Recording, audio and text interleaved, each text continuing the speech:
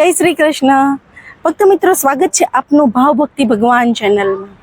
ચૈત્ર માસ ચાલી રહ્યો છે અને ચૈત્ર માસમાં કીડિયારું પૂરવાનું એક વિશેષ મહત્વ છે। તો આજે અમે અહીં કીડિયારું પૂરવા માટે આવ્યા છીએ, તો ચલો સાથે મળીને કીડિયારું પૂરીએ। પણ એ પહેલાં એક વાત મારે ખાસ કહેવી છે કે કીડીઓ ચૈત્ર માસમાં બહાર નીકળતી હોય છે ગરમીના કારણે, અને આખા વર્ષનું ભાથું એ લોકો ચૈત્ર માસથી જ ભેગું કરવાનું સ્ટાર્ટ કરી દેતા હોય, તાકી ચોમાસું આવે ત્યારે એ લોકોને કોઈ તકલીફ ના પડે।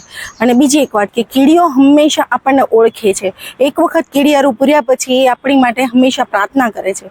કીડિયારું ચૈત્ર માસમાં પૂરવાથી એવું મનાય છે અને શાસ્ત્રોમાં પણ વર્ણન છે કે ચૈત્ર માસમાં કીડિયારું પૂરવાથી આખું વર્ષ તમને કોઈ દુઃખ કે ક્લેશ આવતું નથી। તો ચલો સાથે મળીને કીડિયારું પૂરીએ।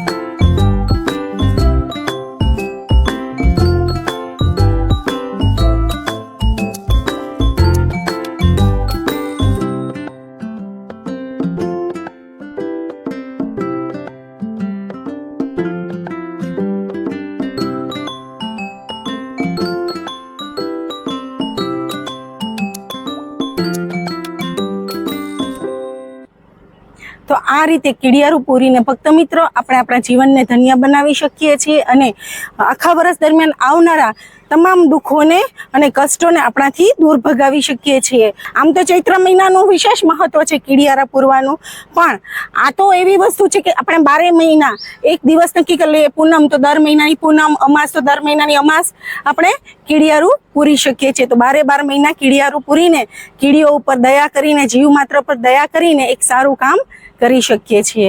વિડીયો અહીંયા જ અંત કરું છું। આપને સારું લાગ્યું હોય તો વધારે ને વધારે લોકોને આપ શેર કરી શકો છો, તાકી લોકો વધારે કીડિયારું પૂરવામાં પ્રેરાઈ શકે। જય શ્રી કૃષ્ણ।